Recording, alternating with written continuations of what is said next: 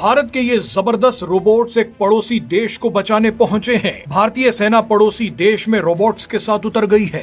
भारतीय सैनिकों के आगे चल रहा ये रोबोट रोबो म्यूल कहलाता है और इस छोटे से हेलीकॉप्टर को नैनो ड्रोन कहा जाता है। ये तस्वीरें म्यांमार से आई हैं, जहां 28 मार्च के दिन जबरदस्त भूकंप आया था।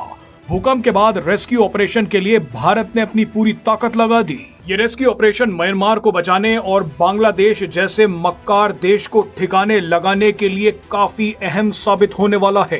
भारत म्यांमार में एक बड़ा खेल करने वाला है। सूत्रों के मुताबिक इसे लेकर म्यांमार के अधिकारियों से बात भी की गई है। रेस्क्यू ऑपरेशन के साथ भारत म्यांमार में कौन सा मेगा प्लान बना रहा है, इसके बारे में आपको बताएंगे, लेकिन पहले इन रोबोट्स के कारनामे देख लीजिए।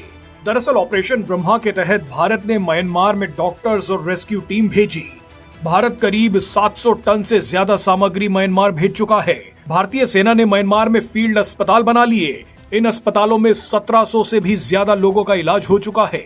खुद म्यांमार के आर्मी चीफ इस अस्पताल में आकर भारतीय सेना और भारत की तारीफ करके गए हैं। ऐसे में अब इस रेस्क्यू ऑपरेशन में रोबोट्स ने मोर्चा संभाल लिया है।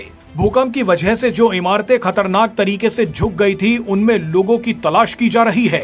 ऐसी इमारतों में घुसना खतरे से खाली नहीं है, इसीलिए रोबो म्यूल्स और नैनो ड्रोन्स ने मोर्चा संभाल लिया है। रोबो म्यूल्स और नैनो ड्रोन्स बिल्डिंग में घुस रहे हैं और लाइव फुटेज सेना को भेज रहे हैं। जिस भी इमारत में किसी के फंसे होने की आशंका होती है, वहां भारतीय सेना उस व्यक्ति को बचाने पहुंच जाती है। लेकिन आप सोच रहे होंगे कि भारत ने म्यांमार में अपनी इतनी ताकत क्यों झोंक दी है। दरअसल इसका जवाब आपके होश उड़ा देगा। सबसे पहले तो ये साफ है कि म्यांमार भारत का पड़ोसी है। ये भारत का धर्म रहा है कि वो पड़ोसी देश की रक्षा करता है।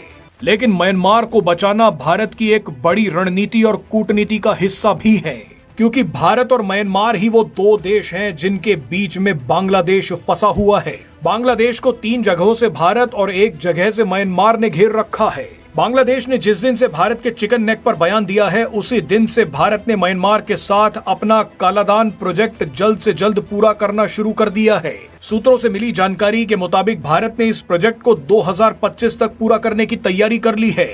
इसे लेकर हाल ही में म्यांमार के अधिकारियों से चर्चा तेज कर दी गई है। जानकारी के लिए बता दें कि कालादान प्रोजेक्ट भारत के कोलकाता को म्यांमार के सितवे पोर्ट से जोड़ेगा और उसके बाद सितवे पोर्ट को मिजोरम से जोड़ेगा।